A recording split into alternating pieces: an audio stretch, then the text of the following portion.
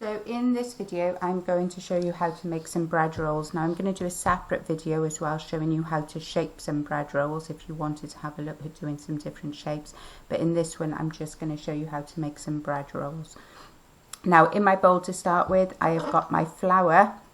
Now with bread making it is important, if you can possibly use it, to use some bread flour or some strong flour, so it could be labelled as strong or bread, or in the case of this one, both. Now that's got a higher gluten content in, which helps hold the shape of the bread.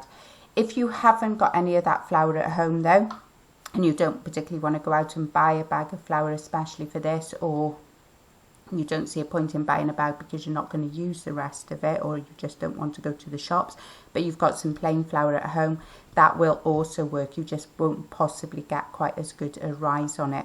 I've also got some sugar and salt in here, and I've got a small amount of margarine. Now the margarine will just help the bread rolls to last a little bit longer. Could be like me that you make these and eat them straight away, but it will help them to keep for a few days if you put that bit of margarine in. So you can see that I've just broken it up, and I'm just going to rub that in with my fingertips.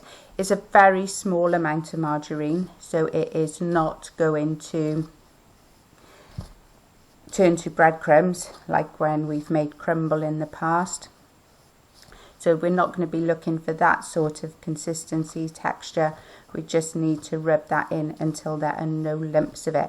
And while we're doing this, we're also then thoroughly mixing through the salt, the sugar and the yeast. So we just need to do that until there are no lumps of margarine left.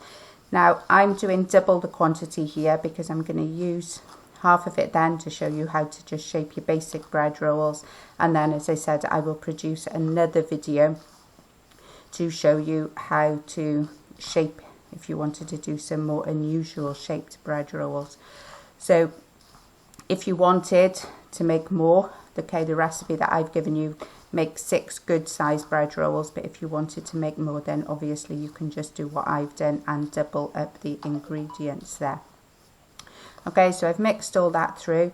The next thing I need to do is add some warm water. Now it's really important that we add warm water, not boiling water, because if we use boiling water we will kill off that yeast before it's had a chance to work, and that's something that we would usually have done some experimental work on in school.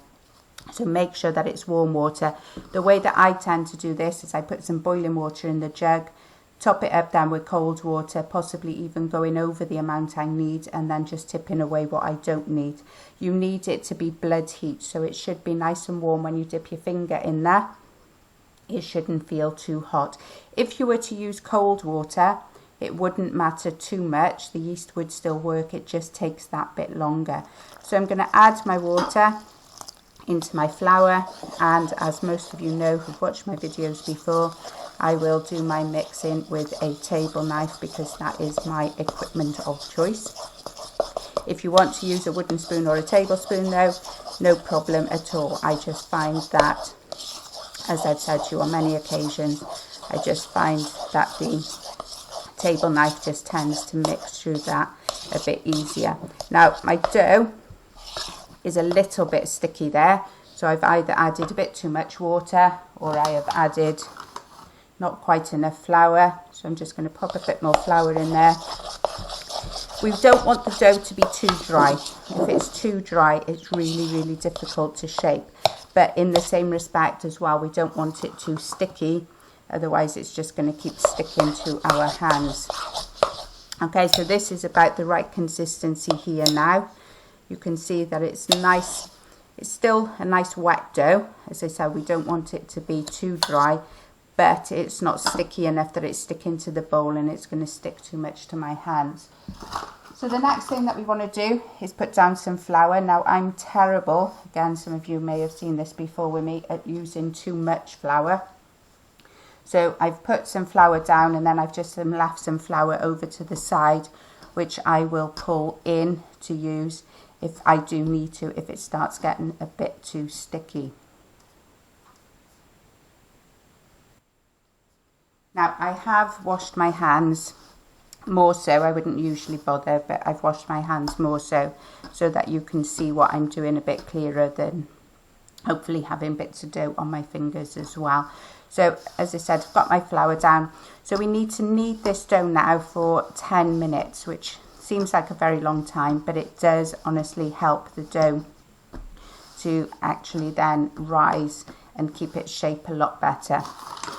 Now there are two ways that you can actually do this. Well, probably more than two ways, but the two ways that I tend to use. You can either pull your dough from the outside. I'm going to slow that down a bit because I know the camera does tend to do things, record things quite quickly. So I'm pulling the dough from the outside into the center. Okay, and as I'm doing that, I'm working the dough round in a circle as well. This dough is actually quite sticky still, so I'm just adding that extra bit of flour as I'm going around. Okay, so as I said, pulling in. Okay, and just making sure there's enough flour on there, but as I said, without excessively putting it on there, so I'm not drying it out too much. And pulling it out from the outside into the center of the dough. So that's one way in which you can do it. The other way, all you need to really do is make sure that your dough is moving around, because that helps to strengthen the gluten. So you can just literally grab it with your hand and push it away from you. And then if you wanted to, okay, you could use both your hands to do that. And again, you can see I'm just grabbing hold of it and pushing it away. So it's nothing really difficult to master there, but it's just making sure that that dough is being worked, because that is the way, as I said, in that we're going to get a good rise and we're going to get the bread to keep the good rise. We're also at this point making sure that the yeast is really distributed through the dough, so we're helping to make sure that it's distributed through the dough. So again, we get an equal rise on our bread rolls. Now I need to do that for 10 minutes. I'm not going to make you watch this video for 10 minutes while I do that. So I'm just going to pause the recording and then I will come back to you when we're ready to shape those rolls. So I've divided the dough in half now, as I said, because I'm going to show you how to do this as well if you want to make some different shapes. Okay, so what I'm going to do now, what some pupils tend to do is pull off the dough and then shape it. I prefer to cut it into the number of rolls you want to start with and then to shape them, because that helps to make them as evenly sized as possible. So I'm going to go with 6 here. For this amount of dough, I would go for 4, 5 or 6 rolls. If you go more than that, you could make 8 rolls out of it, but they tend to be quite small and then they don't have as much yeast in them, so they don't tend to rise as much. So it is better, as I said, to not really go for more than 6 with this quantity of dough. Now what you can see I'm doing with the dough pieces, I'm just doing exactly the same as I did when it was a bigger, larger ball of dough. I'm just working it around from the outside into the middle, and then we can turn it round and just shape it off and flatten it down a bit. So that is how you get your basic bread roll. So take your piece of dough, start working it round, and it will then come into, as you're working it round, and again just making sure you've got enough flour on there, working it round, and it will come into your circular shape. And then, as I said, when you've gone round, done a couple of rotations, that's going to make the top nice and flat for you as well. Just turn it round and flatten it down. Now some pupils like to do some cut designs on there, actually like to put some crosses on there, or to actually just try and do it more so like what would be known as a Coburg loaf. Okay, you can do that. What you'll need to do though is after you've left it to rise, you will need to possibly recut that as well. So I'm just going to do, as I said, some basic bread roll shapes here, and I will show you then when I finish everything. Okay, so as you can see here, I've got my 6 bread rolls now. pop them onto my baking tray, which I have lightly greased, and I've spaced them out because hopefully they are going to rise, and you're going to see that they've actually risen. Now you can put them to rise in a warm place, or if you wanted some fresh bread rolls in the morning and you didn't want to make the dough first, you could make your dough up in the evening and then pop them into the fridge to rise overnight. If, like me, you're doing this because you want them done here and now, you just pop these into a warm place. So just keeping them in a warm kitchen. You may want to, if you're just going to leave them out like that, you may want to cover them with a damp tea towel, or just damp bits of kitchen roll, just to make sure the tops of them doesn't dry out. If we were in school, we've got double ovens in school, so the heat from the underneath of the oven just makes the grill area nice and warm, which is perfect for rising bread. I don't have that at home. I have a double oven, but it's a tall one, so the heat doesn't actually come through to my top oven. So what I'm going to do this morning, I'm just going to leave these on the windowsill, because as you can probably gather from the video, it's a nice sunny day. So I'm just going to pop them onto the windowsill to rise, and I will come back to you then when I'm ready to show you the next stage.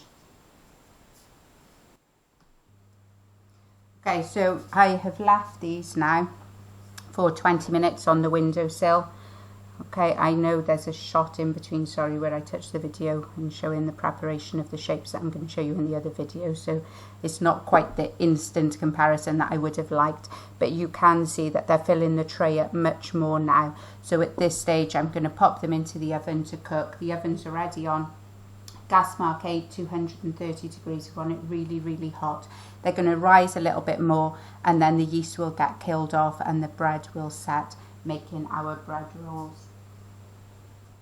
So 10 minutes in the oven and the bread rolls are fine to be taken out. So as you can see, they've gone a nice golden brown colour. And the way to check that bread is cooked, now again very carefully because the tray is very hot, if you turn the bread roll over and you tap the underneath of it, it should sound hollow. Now I'm not sure if this is a bit too hot for me to hold to the microphone. So hopefully you can hear that nice hollow sound, which means that a bread is cooked. Now if you were to cut your bread roll open at this stage, it would actually still look very doughy inside, and that's because we get the nice light texture, open texture that we expect from bread as it starts to cool down. So you could eat it now, you could cut it up and eat it while it's nice and warm, but as I said, you won't get the same texture as if you let it cool down that bit. And as I said, the bread will actually start to open up inside. So these are our basic bread rolls. As I said, I'm going to do a separate video now showing you how to do some different shapes if you fancied having a go at that. But as you can see from the 200 gram mixture that we used, we've actually got 6 really nice sized bread rolls. So hopefully, as before, I look forward to seeing lots of your efforts.